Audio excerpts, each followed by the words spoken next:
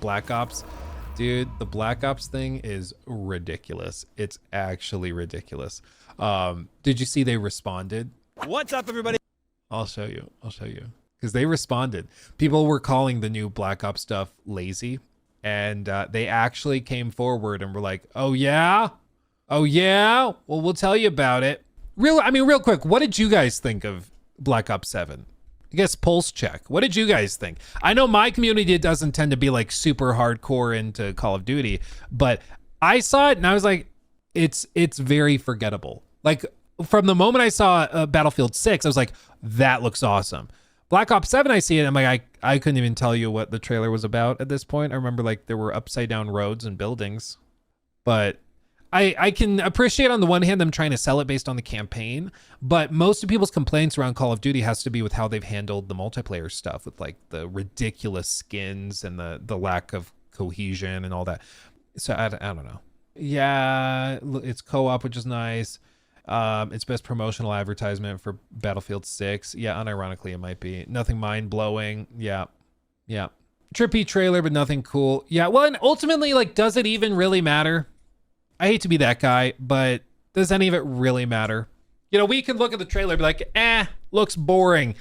But we've said that about like every Call of Duty for the last decade. And how has it, like it literally has had no effect. The only difference is now that there's competition, it seems, with Battlefield.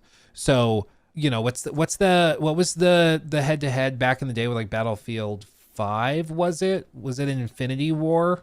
Where it was literally like, Battlefield tries to go a little more grounded, a little darker, a little more serious, and then Call of Duty comes out with this thing that is just totally tone deaf, and everybody's like, what are we doing? Was it Battlefield 1 or 5? I don't remember which one.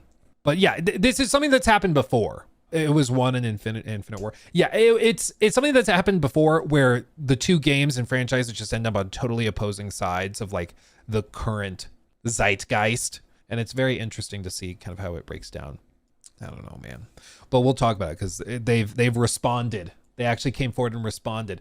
Brute force marketing, slap the game's ad on enough walls and you're bound to sell a bajillion copies. Well, it's also Call of Duty. Like, the thing to remember, guys, is that the average Call of Duty player, like, literally does not, like, they're not tuned into any of this. Anything we're about to go through, they have no clue what's going on. They're not looking at the like to dislike ratio on the trailer. They're not watching a interview from IGN at Gamescom in Germany. Like, they're not doing that. They just see on their PlayStation dashboard, new Call of Duty, Black Ops 7.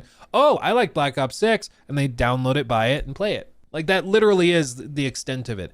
The only thing that really changes or would change this, I think, is if enough people started shifting over, that like peer pressure would have an actual effect. Because a lot of people play Call of Duty specifically as a social activity. So if you see like multiple people in your friend group moving over to to Battlefield, you could actually see engagement on Call of Duty significantly drop because people are moving over and they're going to play that instead. It's basically what happened with, you know, Overwatch when Marvel Rivals dropped. Is enough people started going to Rivals that Overwatch started plummeting because all the friend groups were moving over. Even in my friend group, with like even my brothers and sisters, when we play games together, we back in the day played Overwatch and then Rivals launches. And so we moved over to Rivals. And even though there's a couple of us that still like Overwatch, we're going to play Rivals because that's what most people want to play, you know? And that's where I think you could see an actual change start to happen within Call of Duty, is if enough people are like,